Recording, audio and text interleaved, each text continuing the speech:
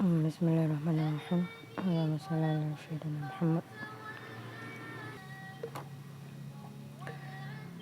Hmm,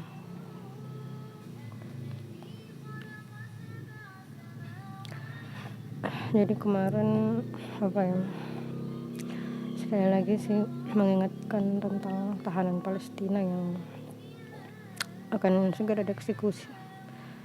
Sepertinya memang mereka berniat mempercepat eksekusi karena mereka tahu mereka akan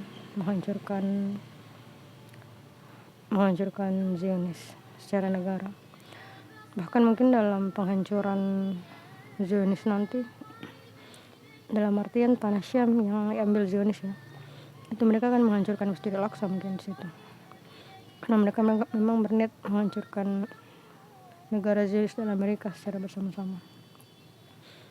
Salah satu petunjuknya itu justru bom drone Iran sebenarnya, karena yang membuat senjata Amerika itu kan sebagian besar perusahaan senjata itu perusahaan Zionis ya, perusahaan Yahudi. Kalau mereka memang berniat untuk menghancurkan Amerika melalui ekonomi, memang cara terbaik itu membuat sebuah drone yang lebih murah daripada misil mahal yang dia ciptakan untuk Amerika. Jadi ini jenis penghancuran ekonomi Amerika dalam perang malah, karena mereka sendiri yang sediakan senjata untuk Amerika dan mereka buat penghancurnya lewat Iran mungkin. Tapi ya wallah alam, sekarang Iran sedang diglorifikasi. Jadi kalaupun saya mengatakan ini, mungkin orang-orang mungkin tidak akan setuju. Tapi ini semua sepertinya memang rencana Dajjal. Mungkin memang dia berniat keluar dari sana dan membawa glorifikasi itu. Makanya penghancuran Masjidil Aqsa dan tanah Syam itu seperti bagian dari rencana, dan mereka akan menghancurkan itu setelah membantai tahanan Palestina. Makanya mereka buru-buru untuk melakukan eksekusi untuk tahanan Palestina.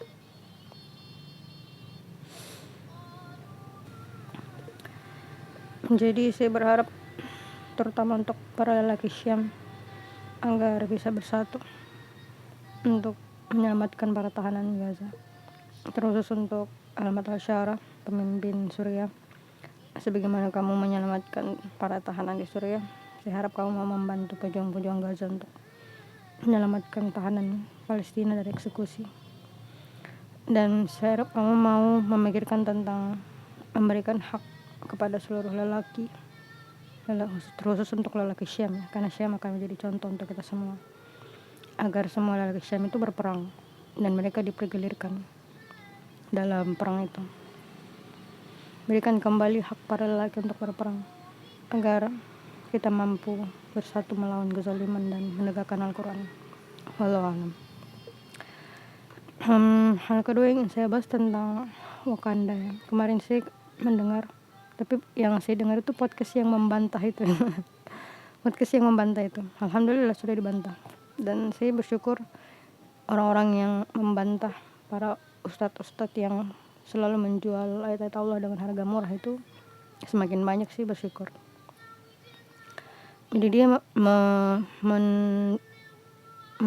memaknai surat Al-Quraisy ya, kalau saya nggak salah, surat Al-Quraisy tentang menjadikannya itu sama dengan MBG gitu. Jadi pada surah Al-Quraisy memang ada ya yang telah memberi makan kepada mereka untuk menghilangkan lapar. Jadi menurut mereka itu MBG itu. Jadi ini untuk menghilangkan lapar. Mungkin definisi menghilangkan lapar bagi dia itu adalah orang-orang kaya ya. Padahal orang-orang kaya itu nggak bisa dikatakan diberi makan untuk menghilangkan lapar, karena mereka sudah memiliki dana untuk menyokong itu. Maka untuk menghilangkan lapar itu lebih kepada, sebenarnya definisi ini fungsi tentang pekerjaan sebenarnya. Karena dalam proses yang dilakukan kebiasaan orang Quraisy yang bepergian itu, akhirnya mereka memiliki pekerjaan untuk menghasilkan makanan dengan proses bepergian itu.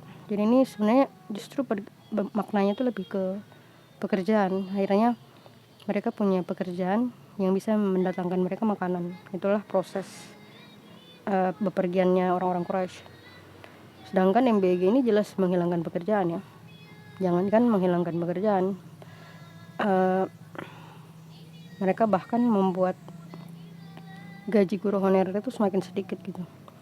Jadi bahkan ada guru-guru yang akhirnya kerja sampingan seperti menjual sesuatu, menjual makanan dan sejenisnya, karena gaji mereka sudah terpotong dan dikurangi dari karena justru MBG itu sendiri ya. Jadi sekali lagi saya katakan ya, kalian itu berhentilah menjual ayat-ayat Allah dengan harga murah. Seberapa banyak pun uang yang ditawarkan pemerintah Wakanda untuk kalian, dan kalian memaknai Al-Quran untuk menerima uang itu gak sebanding dengan ayat-ayat Allah gitu. Karena uang sendiri itu pun yang kamu terima dari pemerintah Wakanda untuk membela kefasikan mereka, itu gak akan pernah setara dengan darah yang kamu miliki itu. Dan itu penciptanya Allah, sama seperti Al-Quran, sama seperti ayat-ayat Al-Quran. Yang menciptakan ayat-ayat Al-Quran itu adalah Allah. Sama seperti darah yang kamu tidak akan pernah bisa ciptakan dengan sebanyak apapun uang yang kalian terima dari pemerintah Wakanda. Makanya berhentilah untuk menjual ayat-ayat Allah dengan harga murah demi membela seorang penguasa karena kebijakan yang bodoh. Yang paling lucu itu tentang makna gizinya gitu. Setelah nyata mereka bahkan tidak peduli dana dari pengeluaran MBG justru paling minim ke pembelian bahan makanan. Mungkin kalian harus paham ya, salah satu hal terburuk dari proses MBG yang pernah saya saksikan itu untuk memperoleh profit yang banyak. Lebih bagus itu mendapatkan buah murah, membeli buah itu dalam waktu yang bersamaan supaya dapat diskon misalnya. Dan ketika mereka tidak punya penyimpanan yang benar untuk buah itu, maka buahnya busuk gitu. Makanya buah yang sampai kanak-kanak itu busuk, karena mereka berniat mendapatkan keuntungan yang lebih dengan membeli banyak sekaligus, memborong banyak sekaligus, dan menyimpannya untuk waktu yang lama. Itu pun dengan prasarana yang tidak memadai karena uangnya dicuri lagi gitu. Nah, inilah kenapa kemungkinan besar buah-buah itu busuk sampai ke anak-anak, karena mereka memang memotong anggaran untuk mengambil uangnya, sehingga dana yang dipakai itu tidak pernah mencukupi, dan buah-buah yang dikirim ke anak-anak pun jadi busuk gitu. Ini hanya buat saya metode sederhana ya yang akan saya lakukan kalau saya mau mengambil untung. Yang paling buruk itu pemborongan buah gitu. Ketika dia memborong buah atau sayur sekaligus, itu merusak harga pasar. Yang terjadi beberapa barang itu akhirnya akan mahal untuk beberapa hari karena mereka memborong alat tersebut. Sedangkan penyimpanan mereka gak sesuai karena dicuri lagi uangnya untuk menyimpan buah atau sayuran segar itu. Ya sudahlah, inilah bentuk kebijakan buruknya. Jadi dia menghilangkan banyak, justru berlawanan dengan makna surah Al-Quraisy itu sendiri, karena dia menghilangkan pekerjaan bagi sebagian besar orang dengan proses yang curang, dengan korup yang begitu banyak dan besar gitu, bahkan menimbulkan kerugian yang lebih besar dari yang seharusnya. Apalagi pendidikan, karena gaji guru honorer itu semakin berkurang. Saya mendengar ada yang gajinya dulu 600 dari dana bos, tapi karena diambil untuk ini berkurang jadi 300, jadi setengahnya mungkin. Bahkan katanya P3K mau di itu ya lucu, karena P3K itu mau dirumahkan berarti emang nggak dikasih gaji berarti. Bayangkan, karena satu kebijakan banyak orang yang kehilangan pekerjaan gitu. Ini yang saya sebut dengan kebijakan bodoh. Meskipun sebenarnya bukan kebijakan bodoh yang saya maksud, itu lebih besar lagi sebenarnya dampaknya. Mungkin sekalian ya saya jelaskan di sini. Udah 10 menit. Jadi ini sebuah pemisalan ini. Kemarin saya sudah menjelaskan kebijakan bodoh dari sumber daya alam seperti Freeport atau nikel dari 40 ke 80 gitu kan, dari 80 ke 40 tanpa memperhitungkan pengembalian lahan kembali seperti sebelumnya, bahkan pengerusakan yang lebih besar. Karena di Indonesia Baru mungkin nih kalau saya nggak salah ada sebuah desa nelayan mungkin di situ, akhirnya mereka memakan ikan yang ikan yang sudah bermutasi dengan bahan kimia, dan mereka pun seperti kan bintul-bintul dan sejenisnya. Ini pengerusakan alam yang sudah berakibat fatal sebenarnya, dan tentu saja ini dilarang dalam Al-Quran, karena Allah nggak suka kamu merusak tanaman, merusak ekosistem. Dan Allah sudah bilang sudah rusak, telah nyata kerusakan di darat dan di laut akibat tangan manusia. Maka bentuk kerusakan di laut itu bentuk pelanggaran terhadap Al-Quran itu sendiri. Cuman kebanyakan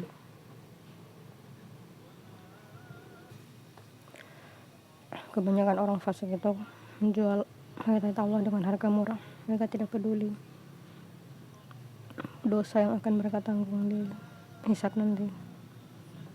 Yang mereka pedulikan adalah seberapa besar harta yang ditawarkan oleh pemerintah Wakanda untuk membuat mereka menjual ayat-ayat Allah dengan harga murah itu. Dan ya,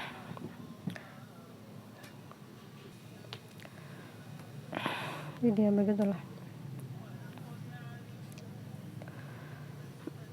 Sebenarnya ada hal buruk tentang sebenarnya kebijakan bodoh yang saya jelaskan itu lebih mendasar lagi sebenarnya. Yang paling aneh soal MBG itu sebenarnya mirip seperti yang diceritakan oleh, kalau nggak salah dia ketua BEM UI ya, UI atau UGMC dia, saya lupa.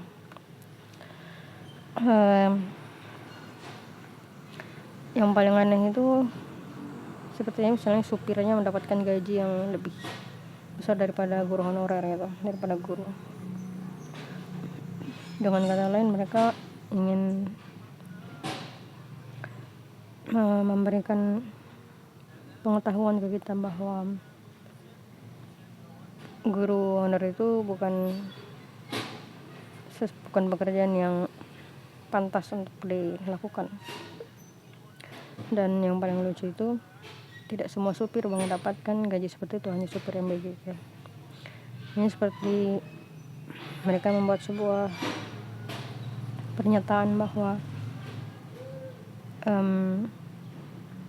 mendukung MBG, mendukung program pemerintah itu membuat mereka mendapatkan harta yang banyak, harta yang melimpah.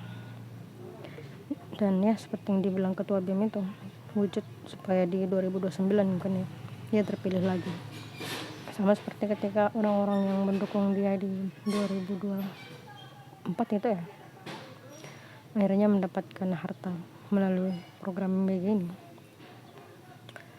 Tapi begitulah, dampak kerusakannya itu besar sekali.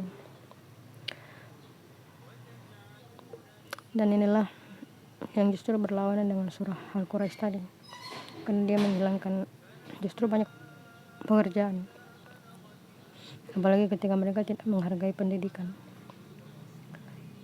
karena mereka memang tidak berniat mencerdaskan anak bangsa. Mereka berniat kamu bekerja sesuai dengan apa yang mereka inginkan, yaitu bekerja supaya mereka menghasilkan harta yang lebih banyak, sedangkan kamu menderita aja nggak masalah. Dan inilah yang menjadi alasan yang sama yang membuat saya bertanya tentang umat muslim di Wakanda. Lucu ketika saya mendengar mereka membuat sebuah slogan kembali ke Al-Quran dan As-Sunnah, sedangkan Al-Quran menyatakan kamu untuk memerangi kezaliman, dan kamu mendiamkan kezaliman yang dilakukan pemerintah Wakanda sehingga itu bertumbuh semakin besar, berkembang semakin besar kezaliman itu, dan kalian mendiamkan itu. padahal kalian mampu memerangi kezaliman itu, tapi kalian membiarkan karena kalian mendapatkan sebagian harta yang ditawarkan pemerintah Wakanda untuk kalian, sedangkan yang mendapatkan penderitaannya adalah warga miskin karena harga-harga semakin naik, mencukupi kebutuhan semakin tidak mampu. Sedangkan proses MBG hanya menguntungkan pejabat atau orang-orang dalam MBG itu sendiri. Jadi lucu ketika kalian memegang slogan kembali ke Al-Quran dan As-Sunnah.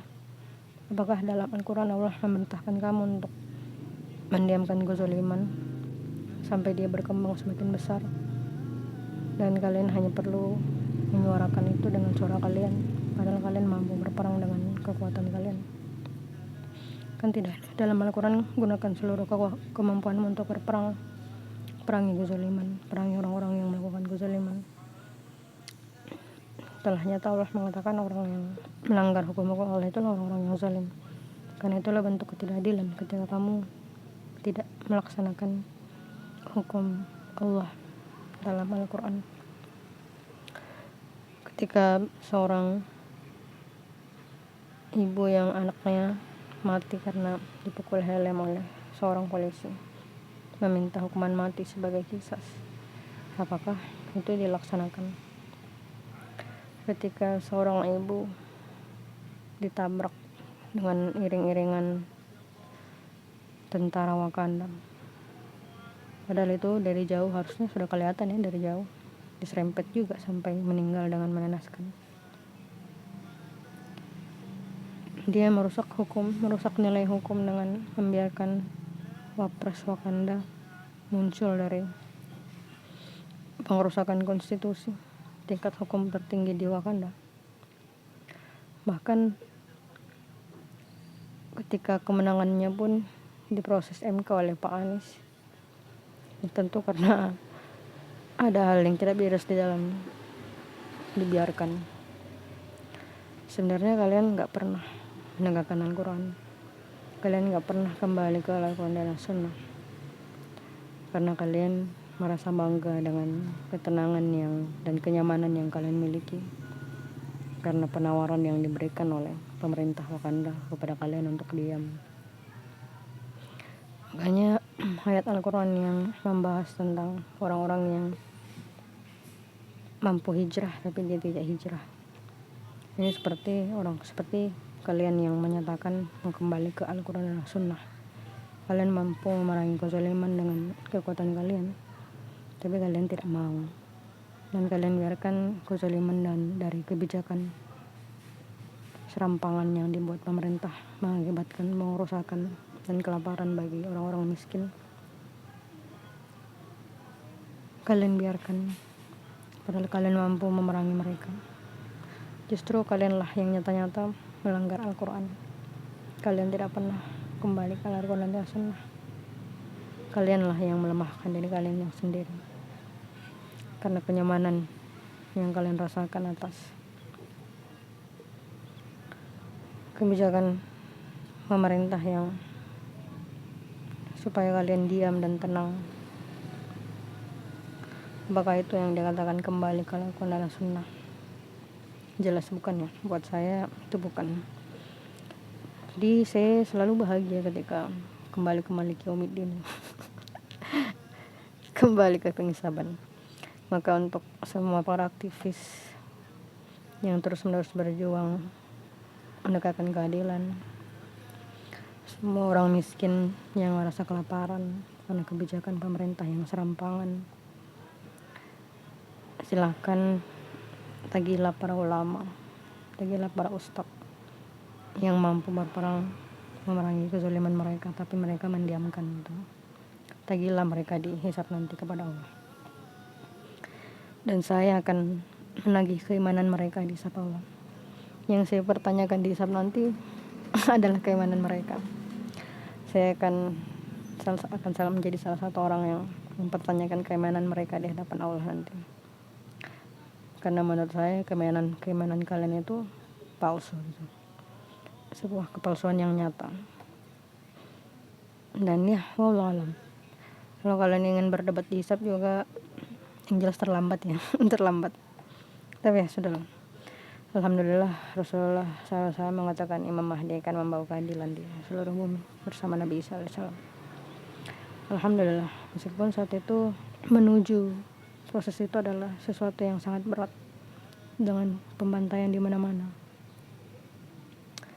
tapi alhamdulillah seberat apapun proses itu lebih baik daripada umat muslim yang melihat saja orang-orang melakukan kezaliman, mendiamkannya sampai itu semakin besar, dan tidak mau berperang, merasa nyaman dengan kehidupan mereka sendiri tanpa memperdulikan orang-orang miskin yang kelaparan atau orang-orang yang mendapatkan penyakit-penyakit kulit karena pengerusakan laut yang dilakukan oleh penambangan yang tidak mengikuti amdal dan aturan Al-Quran. Ya, wallahu alam.